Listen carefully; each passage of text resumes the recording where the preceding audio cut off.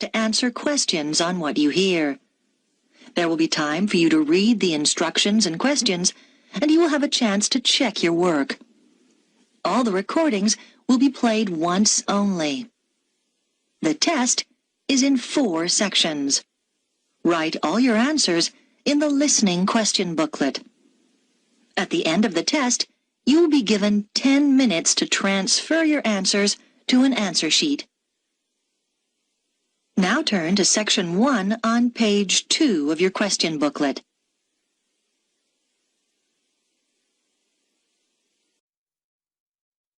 Section 1.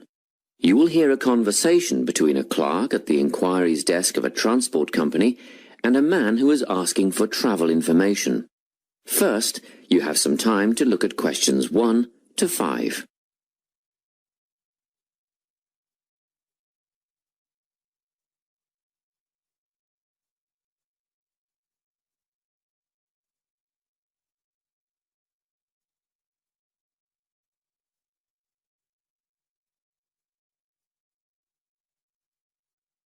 Listen carefully and answer questions 1 to 5.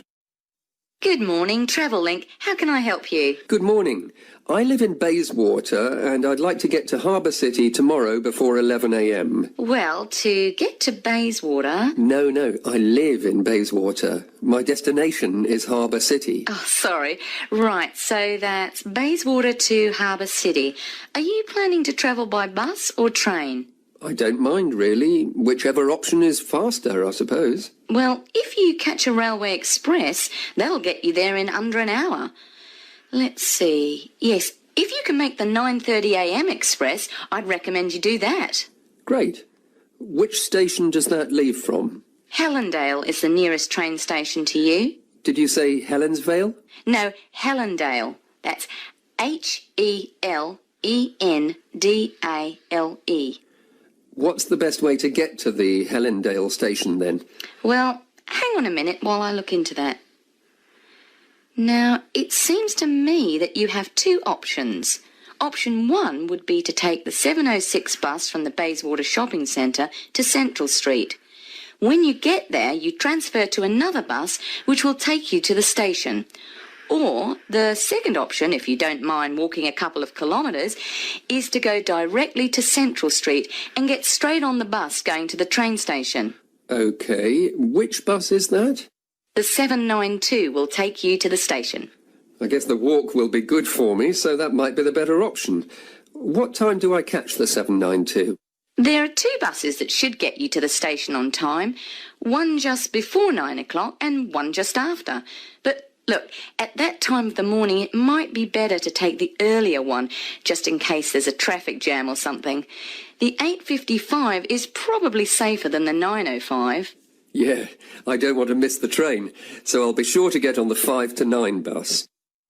Before you hear the rest of the conversation, you have some time to look at questions 6 to 10.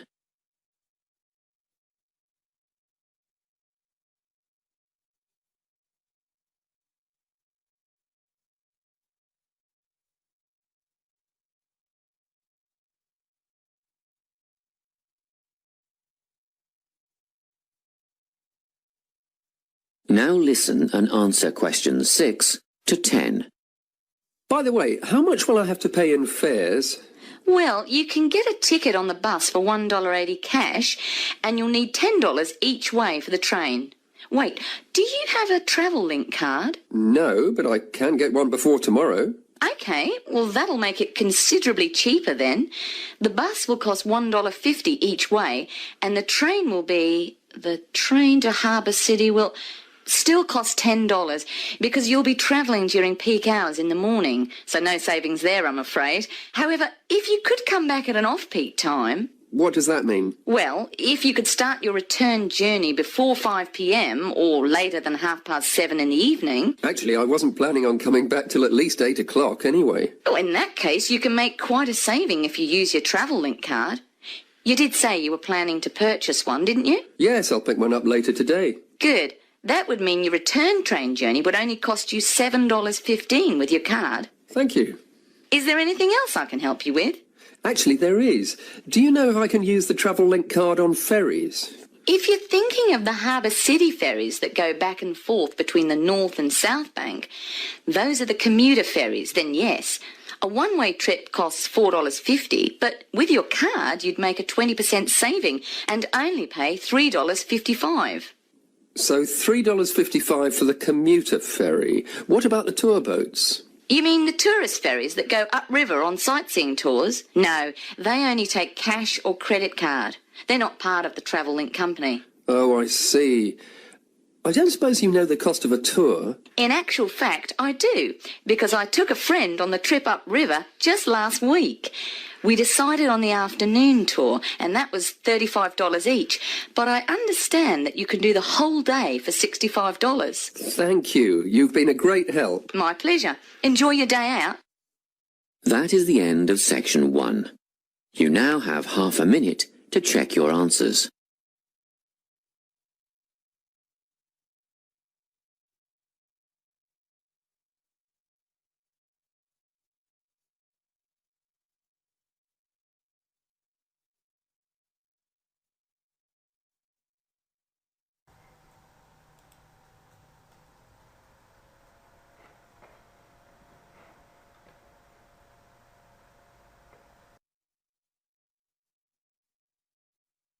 Now turn to section 2.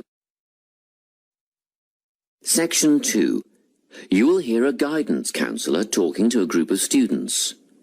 First, you have some time to look at questions 11 to 14.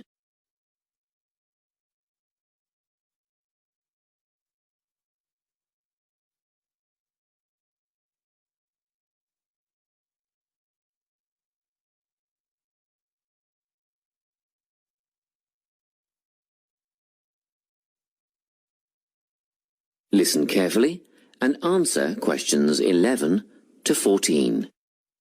Hello everyone, I'm the Counselling Administrator here at St Ives College, and I've been asked to come and talk to you about our counselling team and the services that we offer.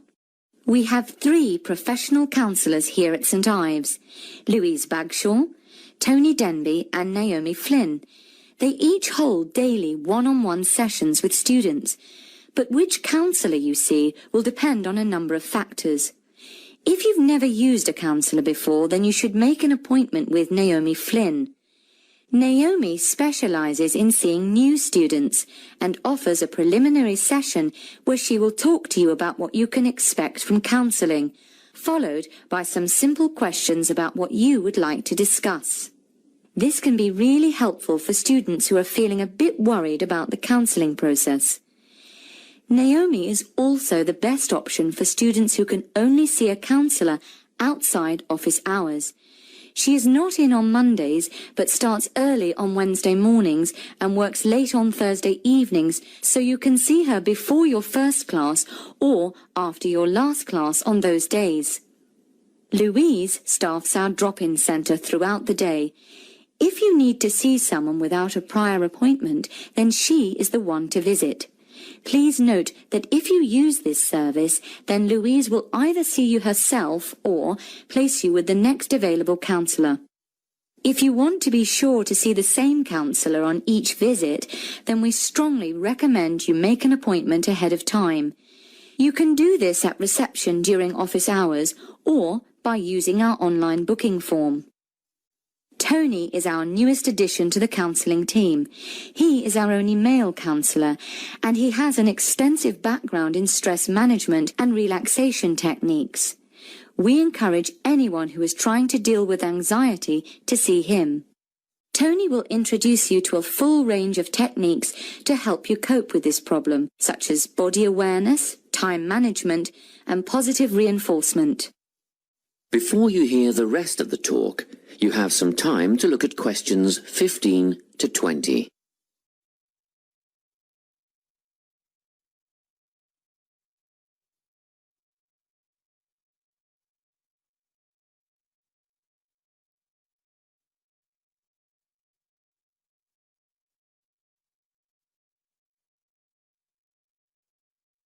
Now listen and answer questions 15 to 20. Each semester, the counselling team runs a number of small group workshops. These last for 2 hours and are free to all enrolled students. Our first workshop is called Adjusting. We've found that tertiary education can come as a big shock for some people. After the structured learning environment of school, it is easy to feel lost. In this workshop, we will introduce you to what is necessary for academic success. As you might expect, we're targeting first-year students with this offering. Getting organised follows on from the first workshop. Here, we're going to help you break the habit of putting things off, get the most out of your time, and discover the right balance between academic and recreational activities. With Getting Organised, we're catering to a broader crowd, which includes all undergraduates and postgraduates. Next up is a workshop called Communicating. The way people interact here may be quite different to what you're used to, especially if you've come from abroad. We'll cover an area that many foreign students struggle with, how to talk with teachers and other staff. We'll cover all aspects of multicultural communication. International students tend to get a lot out of this class, so we particularly encourage you to come along. But I must say that sometimes students from a local background find it helpful too, so everyone is welcome. The anxiety workshop is held later on in the year and deals with something you will all be familiar with, the nerves and anxiety that come when exams are approaching. Many students go through their entire academic careers suffering like this, but you don't have to. Come to this workshop and we'll teach you all about relaxation and how to breathe properly, as well as meditation and other strategies to remain calm. We've tailored this workshop to anyone who is going to sit exams. Finally, we have the motivation workshop. The big topic here is how to stay on target and motivated during long-term research projects. This workshop is strictly for research students, as less advanced students already have several workshops catering to their needs. Well, that's it. Thanks for your time. If you have any questions or want more information about our services, do come and see us at the counselling service. That is the end of section 2. You now have half a minute to check your answers.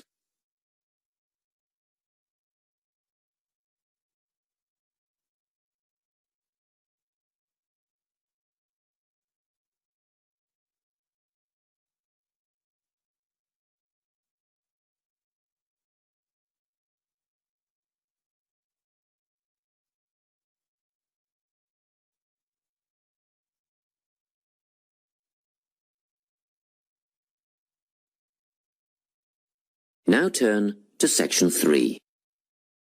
Section 3. You will hear a conversation between a tutor and 2 students who are preparing for an English literature test. First, you have some time to look at questions 21 to 24.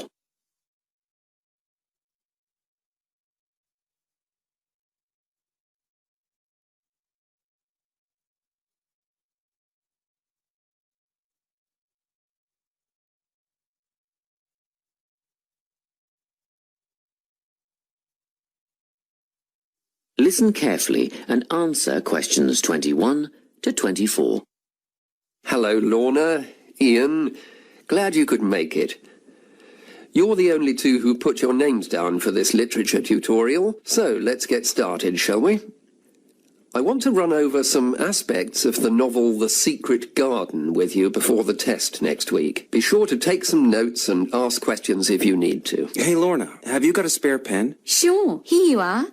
Okay, so the story follows 2 key characters. You should refer to them as protagonists, who go by the names of Mary Lennox and Colin Craven. The story is set shortly after the turn of the 20th century, and the narrative tracks the development of the protagonists as they learn to overcome their own personal troubles together.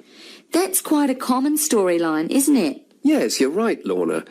So what can you tell me about the character of Mary? Well, in the beginning, she is an angry, rude child who was orphaned after a cholera outbreak and forced to leave India and move to the United Kingdom to her uncle's house in Yorkshire. That's right.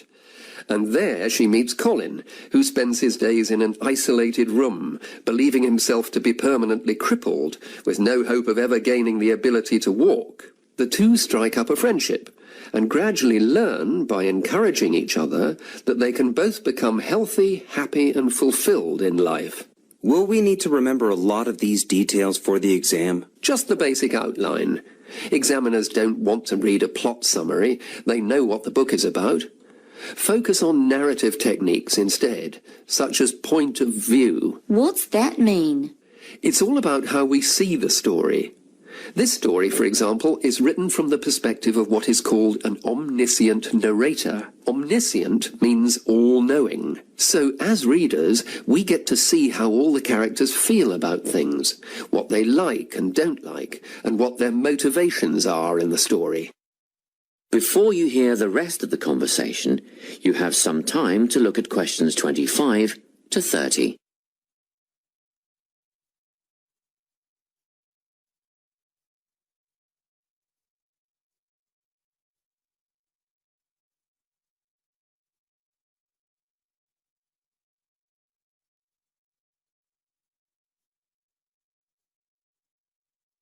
Now listen and answer questions 25 to 30. Won't it be hard to write a technical analysis? After all, it's a kid's book. Well, it was initially pitched at adults, you know. But over the years it has become seen as a more youth-orientated work. And you're right in a sense. The simple vocabulary and absence of foreshadowing make the story very easy to follow and ideally suited for children. But that doesn't mean there isn't much to analyse. Look at the symbolism, for instance. Symbols are things, right? Material things like objects that stand for abstract ideas. Absolutely, yes. And the author uses many of them. There's the robin redbreast, for example, which symbolises the wise and gentle nature that Mary will soon adopt. Note that the robin is described as not at all like the birds in India. Roses are used as well, as a personal symbol for Mistress Craven. You'll see they're always mentioned alongside her name, and Mistress Craven's portrait can also be interpreted as a symbol of her spirit. Are symbols just another name for motifs? No, motifs are a bit different. They don't have as direct a connection with something the way that a symbol does. Motifs are simply recurring elements of the story that support the mood.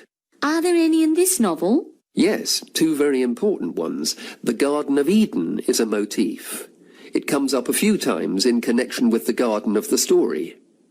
And then you've got the role that secrets play in the story. In the beginning, everything is steeped in secrecy, and slowly the characters share their secrets, and in the process move from darkness to lightness, metaphorically, but also, in the case of Colin, quite literally. His room in the beginning has the curtains drawn, and he appears at the end in the brightness of the garden. Anything else we need to know about? Yes. Nearly all novels explore universal concepts that everyone has experienced. Things like love, family, loneliness, friendship. These are called themes. The Secret Garden has a few themes that all centre on the idea of connections. The novel explores, for example, the way that health can determine and be determined by our outlook on life. As Colin's health improves, so too do his perceptions of his strength and possibility. The author also examines the link between our environment and our physical and emotional prosperity. The dark, cramped rooms of the manor house stifle the development of our protagonists. The garden and natural environments allow them to blossom, just as the flowers do. Finally, this book looks at connections between individuals, namely Mary and Colin. This necessity of human companionship is the novel's most significant theme, because none of their development as individuals would have occurred without their knowing each other. Well, that about sums it up, I think. That's a great help, thanks. Yes, thanks very much. That is the end of section 3. You now have half a minute to check your answers.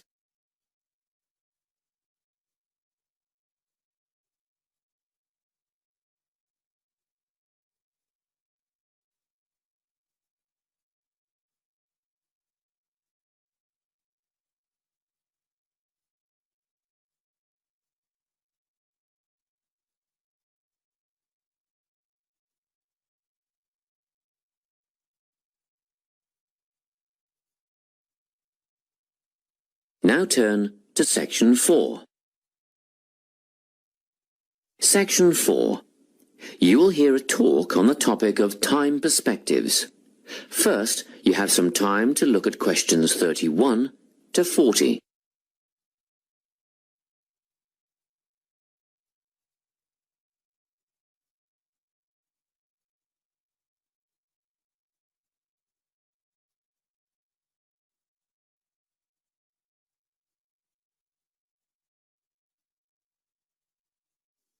Listen carefully and answer questions 31 to 40. Today, I'm going to be talking about time. Specifically, I'll be looking at how people think about time and how these time perspectives structure our lives.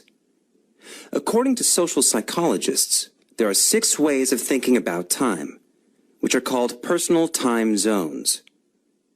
The first 2 are based in the past. Past positive thinkers spend most of their time in a state of nostalgia, fondly remembering moments such as birthdays, marriages, and important achievements in their life. These are the kinds of people who keep family records, books, and photo albums. People living in the past negative time zone are also absorbed by earlier times, but they focus on all the bad things, regrets, failures, poor decisions. They spend a lot of time thinking about how life could have been.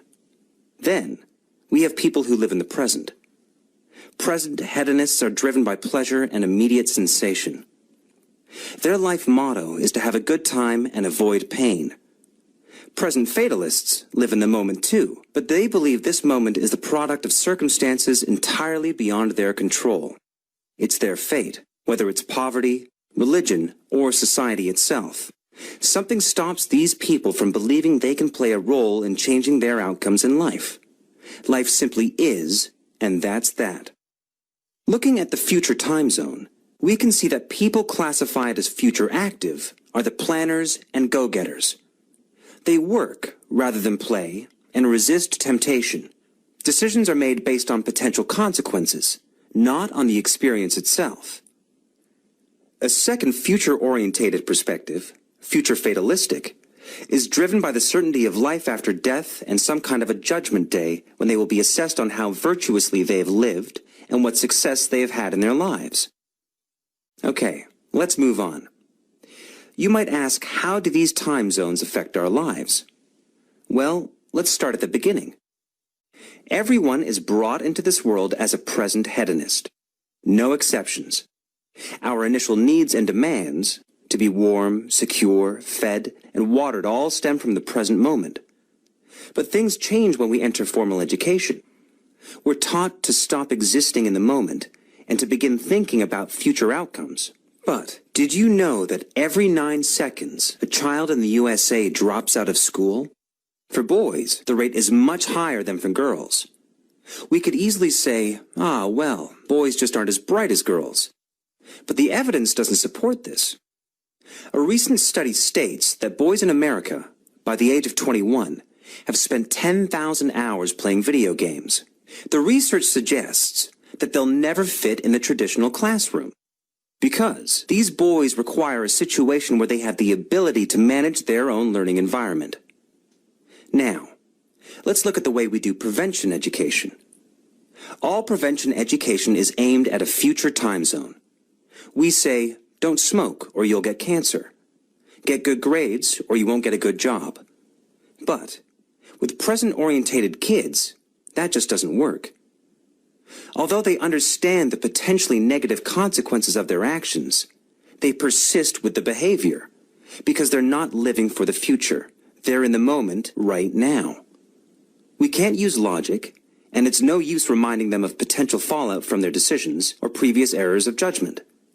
We've got to get in their minds just as they're about to make a choice. Time perspectives make a big difference in how we value and use our time.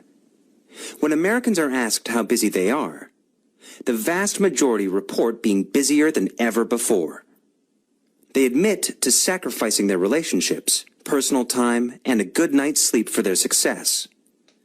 20 years ago, 60% of Americans had sit-down dinners with their families, and now only 20% do.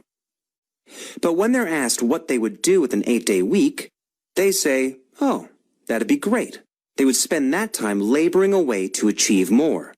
They're constantly trying to get ahead, to get toward a future point of happiness. So, it's really important to be aware of how other people think about time. We tend to think, oh, that person's really irresponsible, or that guy's power hungry. But often, what we're looking at is not fundamental differences of personality, but really just different ways of thinking about time. Seeing these conflicts as differences in time perspective, rather than distinctions of character, can facilitate more effective cooperation between people and get the most out of each person's individual strengths. That is the end of section 4. You now have half a minute to check your answers.